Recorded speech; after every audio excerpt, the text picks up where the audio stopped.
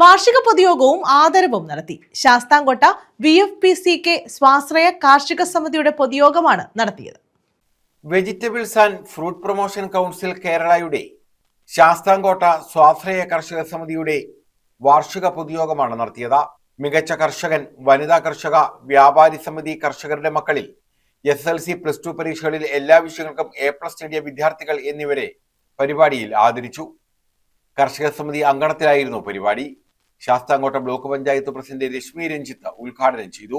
ജീവികളെ എങ്ങനെ മാറ്റണം, നിങ്ങളെ എങ്ങനെ സഹായിക്കണം എന്നുള്ള ഒരു ഗൗരവകരമായ ചർച്ച ഞങ്ങൾ വികസന സ്റ്റാൻഡിംഗ് കമ്മിറ്റി കൂടിയപ്പോൾ ഉണ്ടായിട്ടുണ്ട്. അപ്പം കർഷകരെ സംരക്ഷിക്കേണ്ടത് വളരെ അനിവാര്യമായ ഒരു കാര്യമായതുകൊണ്ട് അതിന് മുൻതൂക്കം കൊടുത്തുകൊണ്ടുള്ള പ്രവർത്തനങ്ങളിലേക്ക് ഞങ്ങൾ പുറപ്പെടുകയുണ്ടായി.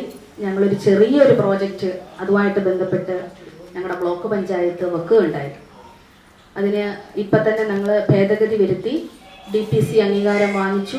അതിന് വേണ്ടുന്ന നടപടിക്രമങ്ങളിലേക്ക് ഒരാദ്യ പരീക്ഷണം എന്ന നിലയിൽ നമുക്കത് ഫലവത്താകുമെന്ന് മുൻകൂട്ടി പറയാൻ കഴിയുന്നില്ല. വന്യജീവികളെ എങ്ങനെ ഇവിടെ നിന്ന് ഉന്മൂലനം ചെയ്യണമെന്ന് നമ്മൾ വിചാരിക്കുന്ന തരത്തിലേക്ക് പറ്റത്തില്ലെങ്കിൽ ഒരു ആദ്യ പരീക്ഷണ അർത്ഥം ഒരു ചെറിയ പ്രോജക്റ്റ് ഞങ്ങൾ എടുത്ത് കർഷകർക്ക് വേണ്ടിയിട്ട് മാറ്റിവെച്ചിരിക്കുന്നു.